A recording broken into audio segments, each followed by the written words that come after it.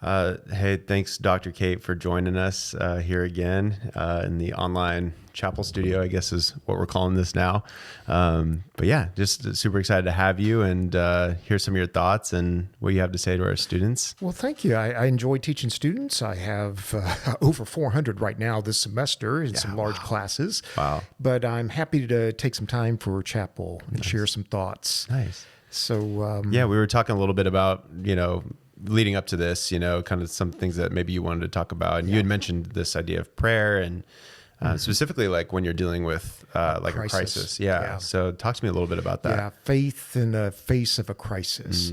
So when we read through the Bible, obviously prayer is very important. We see major characters praying: Abraham, Elijah, David in the Psalms, the early church, Jesus praying.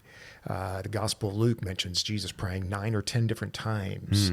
And Mark mentions, Matthew, John all mention Jesus praying. And usually the Gospels don't tell us the words of his prayer.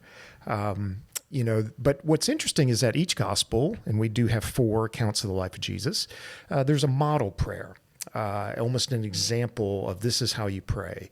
Of course, the famous one is in Matthew 6, the Sermon on the Mount, the famous Lord's Prayer that we sing and recite in church.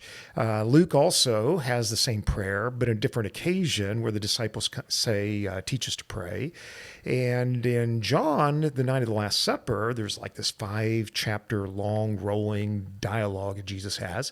It concludes with an entire chapter of Jesus. We call it Jesus praying, the great high priestly prayer. Oh, yeah. In fact, my church in Corona, North Point Church, Tony Shute is our pastor there, church history professor. Yeah. And this year he took, 5 or 6 months and went through that verse by verse. It was fantastic. It's in like John 17, I yes, think. It is. Yeah. John 17 is about 26 verses long, if I remember right. Wow. So you have that there. It's like the ultimate prayer of Jesus there. So Mark has few teachings of Jesus. And Mark, a very brief, concise account, but there is a very significant prayer. It's at Gethsemane at the end, and it's right as Jesus is facing the ultimate crisis. And I think in the Gospel of Mark, the prayer functions really like a model prayer. This is when you face life's crises, the worst of this world, this is how we should pray. Yeah. So, we see Jesus doing that there in Gethsemane. So, that's the night of the... I was going to say, you mentioned Gethsemane. Like, what's the significance of that for those that maybe aren't familiar with Jesus' story? Sure. So that's... The Last Supper has taken place. Jesus has already predicted, one of you will betray me, all of you will desert me, and Peter, you'll deny me. This is my last meal. He's already predicted to them 3 times prior, we're heading to Jerusalem, and I'll be rejected, condemned, killed, and then raised. They don't understand it. So this crisis that Jesus is facing, it doesn't catch him off guard. It's not an unexpected turn of events. He's well aware of what's happening. He's tried to tell his disciples. They don't grasp it. And so after that Passover Seder, they go outside Jerusalem, cross the valley up to Gethsemane, Mount of Olives. And as Mark describes it, he tells the disciples that he's very distressed to the point of death. The urgency of the moment there. He takes Peter, James, and John a little further and asks them to stay awake and watch. And then he goes a little bit further, and that's where he prays. And it's an incredible prayer. And that's what he ends up praying is, he says, Abba, Father, all things are possible for you. Take this cup from me. Nevertheless, not what I want, but what you want. It's quite a prayer. It's 4 lines there, and that's what I wanted to talk a little bit about here. So that first line, Abba, Father, we kind of take it for granted that we call God Father, that usually when we go to God in prayer, most of the time Christians actually refer to God as Father. In Jesus's day, that was not brand new, but it was not as common. And so for Jesus to talk to God as Father, in the Old Testament, it's kind of interesting. God is rarely called Father and rarely addressed in such a way. A few times, like in Hosea 11, but not that often, and for good reason, because the Israelites lived among the Canaanites and all kinds of other peoples, and the other peoples of the world were polytheistic and often referred to their gods as Father in a very literal, sexual kind of way. Oh, gotcha. Cavorting around at the heavens and Yeah. sleeping around and procreating gods and demigods and humans. And so the God of Israel is not like that. Yeah. It's like in Leviticus where it says, Israel must be holy because Yahweh is holy. He's a different kind of God. That's not the kind of God he is. So the term father carried a lot of baggage. At that time, people would, if you called God Father, they might think of that cavorting around type of. So yeah, it's kind of interesting. That doesn't come out that often. But by the time of Jesus, the Canaanites are gone, and so when Jesus refers to God as Father, it's a very endearing way. In fact, here in Mark 14:36, Jesus says, according to Mark, Abba, Father. And so it's two words. The Abba part is Aramaic, and that would have been Jesus's natural tongue. The natural spoken language of Jews in Palestine. Yeah. And then where it says Abba, Father, in Greek, it's pater, which is the normal Greek word. Mark is written in Greek, and it's written to people that spoke Greek. So it's like you get the word Father in two different languages is the way it's coming out. So when you hear Abba, you're hearing actually like the very voice of Jesus at this point in his original tongue. Yeah. And so it's a very endearing way because, one of the great joys of life is being a parent. And I've got 3 kids, and they're all now in their 20s, but I remember well, walking them to school and wrestling with them and playing with them and just great, great memories. I now have grandkids, which are even better. Yeah. So I'm getting to relive all that. Oh, man. And there's just that special connection of parents with their children, fathers with their children. Yeah. And that's what Jesus is referring to here as he faces what he knows will be the great crisis, being condemned, rejected, crucified, suffering in the worst possible way. And so, we see Jesus calling on God as his Father. So that's just really touching there. Yeah. I think that's such an interesting, because if you read any of the Gospels, you kind of see this pattern in Jesus's life that he'll do, he'll perform miracles, he'll teach the masses, and then he just kind of withdraws and goes and spends time with the Father, right? And so it's this really interesting thing because you think Jesus is as close to the Father as anyone has ever been, right? And yet Jesus prioritizes this time to find that stillness with him and intimacy, right? That, I just think sometimes can be lost on us, in such a busy, There's culture. the expression Father, Abba Father, it's expressing nearness and closeness. I love that. And when we face a crisis, it's easy to feel we're all alone. In fact, Jesus almost looks alone because he takes the disciples and then only 3 and then goes by himself. And then when he's condemned, they've all deserted him and nobody's there to defend him. But we're not alone. God is there in the midst of it. And that's what we see, the nearness of God with that expression, Abba, Father. That's so good. So, I'm curious. I'm not trying to trip you up here.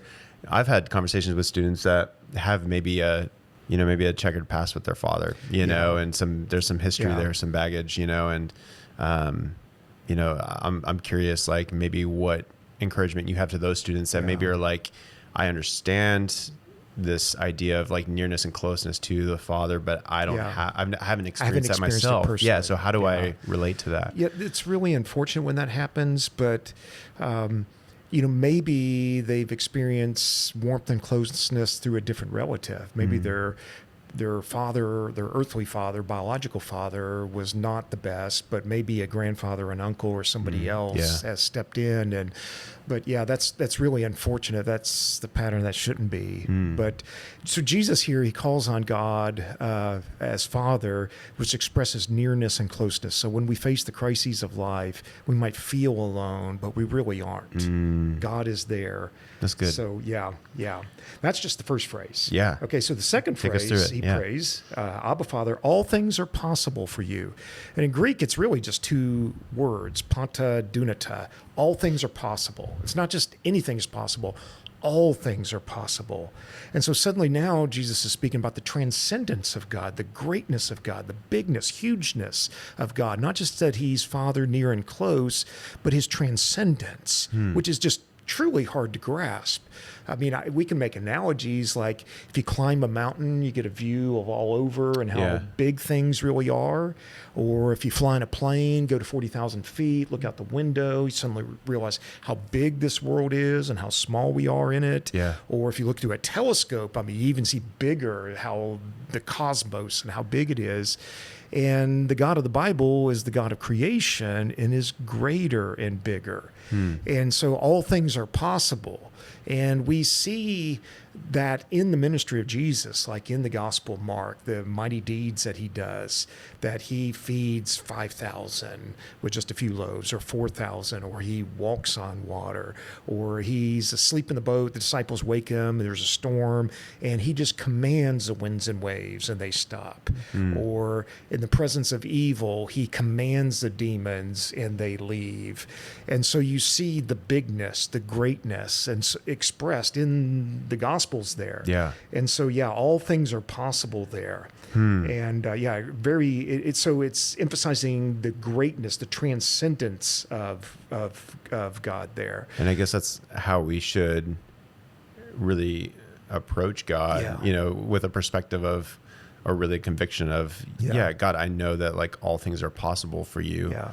Because I think sometimes maybe we can limit God in our own understanding, or think, oh, this situation is just, there's no fixing it, or it's like, I don't see a way out of this, and I like that you mentioned just like the vastness of, the cosmos, and you look at all of these things and we really are so significantly small, yet God cares for us, loves us, calls us his children. I think that's beautiful. And it's sometimes hard for us to grasp, even when we've seen the greatness of God act in our lives. Sure. I find it interesting in the Gospel of Mark that in chapter 6, he goes to the other side of the sea, the big crowd, he teaches, there's no food, so he multiplies the loaves, 5 loaves for 5,000. And then a couple chapters later, different situation, there's a crowd of 4,000, they don't have food, and he multiplies 7 loaves. And what's funny is, right after that, as they're taking the boat trip back, the disciples are like, uh-oh, we don't have food, they've only got 1 loaf, and they're like all stressed out that they only have 1 loaf, and Jesus looking at them like, don't you understand? How many did I feed with this many loaves? And how many were left over? And so they have 1 loaf. There's just 12 of them, and they just don't grasp the greatness of God. And I think that's like us so many times, where we can see big things happen and don't grasp the greatness of God. Yeah, incredibly short-sighted at times, probably. Yeah. So Jesus is praying, Abba, Father, which shows the nearness, the closeness. And all things are possible for you, the transcendence and the greatness of God. The third line there is, take this cup from me. And that is a remarkable line. It is bold and honest and direct. Yeah. Of course, the cup is the cup of suffering. He's already said that to James and John, the cup of suffering and the baptism of death that he's facing and all. So the cup of suffering. And he's literally asking God, if there's any other way, take this cup of suffering from me.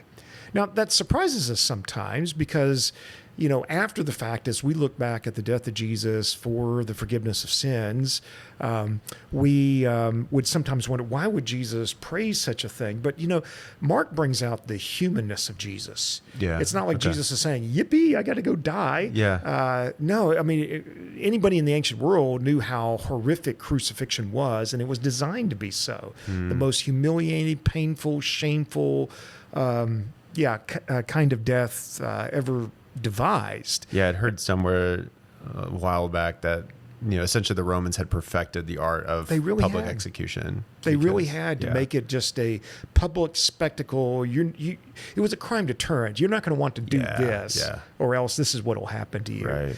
And it was horrific. And everybody in the first century had seen crucifixions. So Mark doesn't describe it. He just simply says, and they crucified him. Yeah. In fact, it's interesting in the Gospels, the description of Jesus being crucified.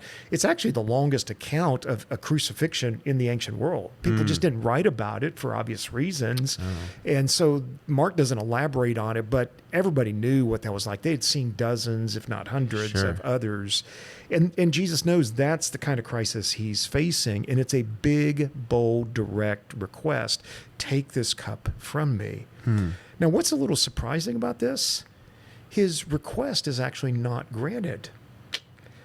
It's not taken away.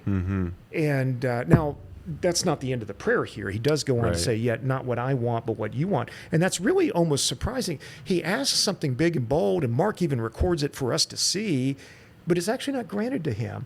And, many times we might ask for something bold in prayer, like somebody's health or other situations, crises, and we feel like it's unanswered, but Jesus actually asked something bold, and it's not granted to him. In fact, even earlier, it's kind of interesting in chapter 11, Jesus had said, have faith in God. Truly, I say to you, if you say to this mountain, be thrown into the sea, and don't doubt in your heart, but believe what you say will happen, it will be done for you. Whatever you ask in prayer, believe that you've received it, and it will be yours. I mean, those are bold words, and certainly Jesus is not doubting here, but the request is actually not granted.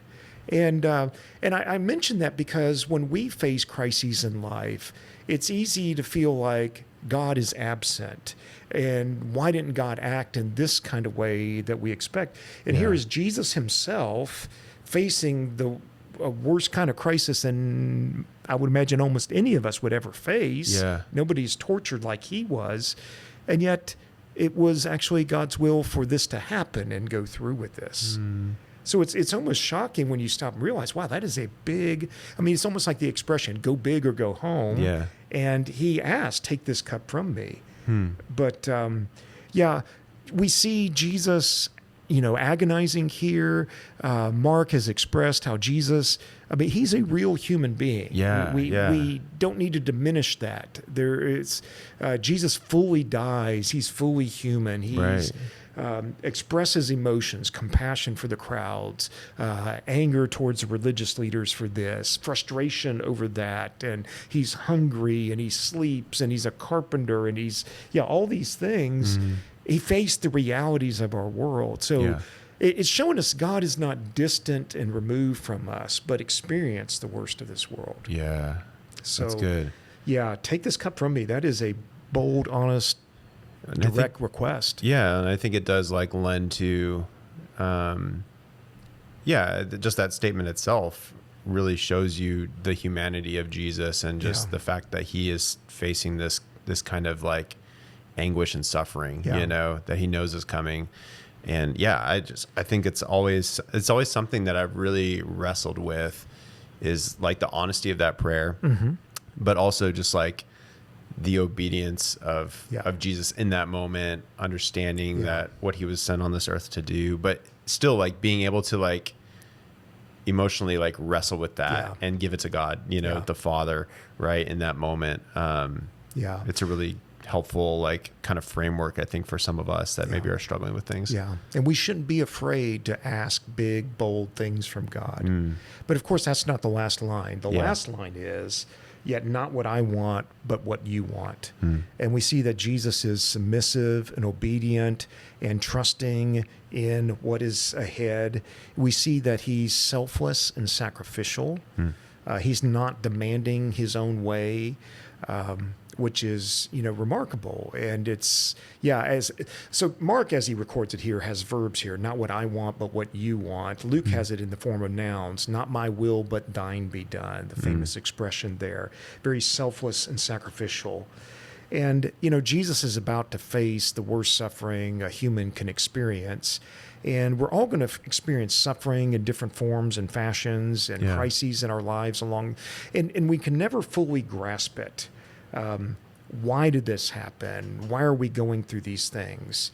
Sometimes suffering is because of bad choices we've made, and that's the outcome.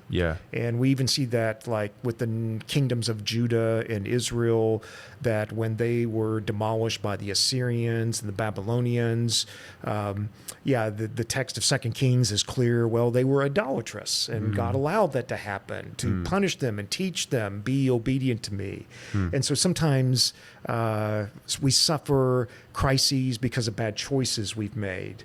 Other times, suffering happens because it's testing our faith and we become dependent on God. Like Paul in Galatians talks about, or 2 Corinthians talks about a thorn in the flesh that he had. And he asked that it be removed, but it wasn't. And he was told, my grace is sufficient for thee. That through that, whatever that suffering was, and we don't exactly know what it was, it was testing him and trying him and making him stronger.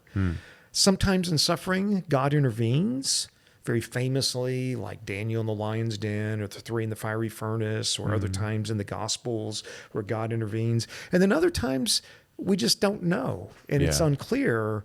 Like I often wonder about Acts chapter 12. At the beginning of Acts chapter 12, Herod Agrippa I lays violent hands on the church, and he executes James, the son of Zebedee. Oh, okay. The martyrdom of James. Yeah. And he lays hands on, well, not physically, but his henchmen He was go one out. of the disciples of Jesus, right? And get Peter. And they imprison him, and he's probably going to face the same fate. And the church is praying, and miraculously God intervenes. An angel comes, releases Peter. He goes to the house where they're praying, the house of Mary, which was the mother of John Mark.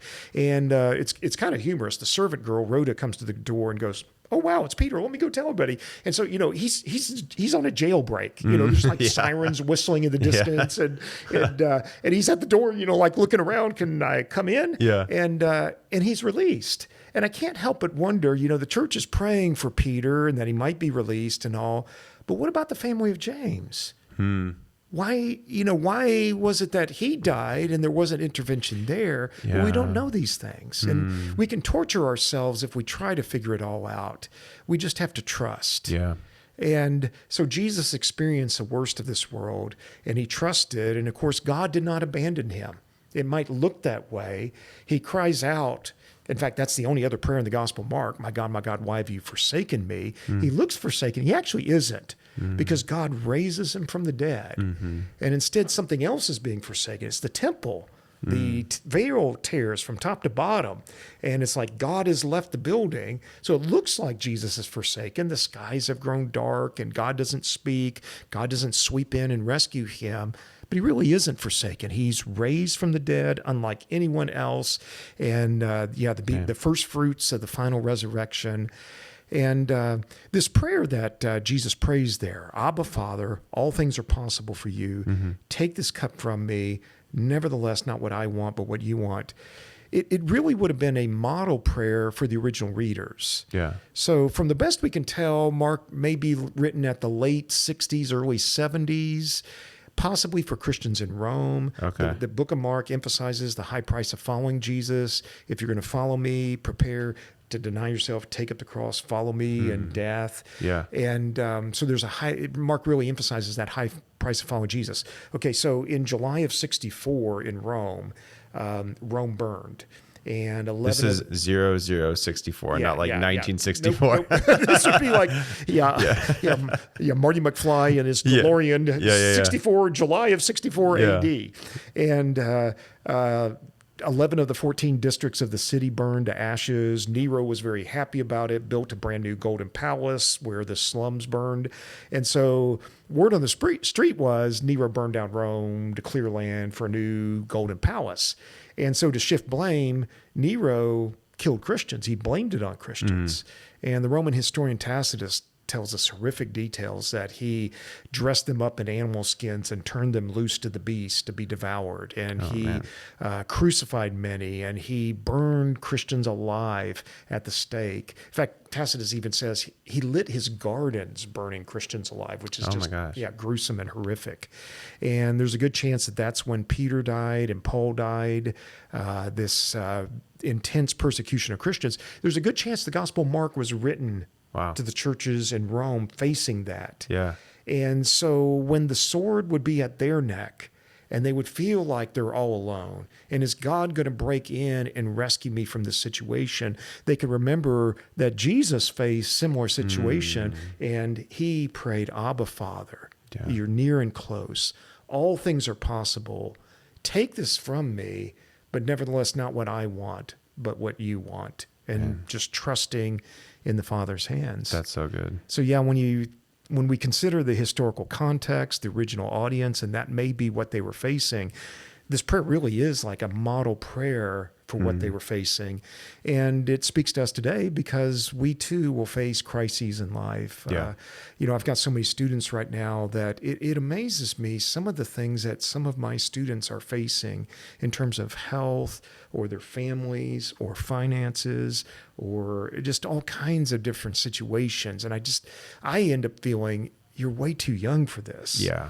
But life, we do face crises. So when we do, we can pray like Jesus did with trust and faith and trusting our situations into the Father's hands. Man, so good. I love that. Just encouraging me, even just in my prayer life, to adopt the way of Jesus, just in approaching those seasons of suffering. So, man, Dr. Cate, that's so good. I could keep going. It's helpful. Yeah, we could keep going, man. We're out of time, but I just appreciate so much you coming here and just sharing those thoughts. And hopefully for you guys as students, this was helpful for you. And I just appreciate you and look forward to next time. Sounds good. Thank you, Nick. Okay.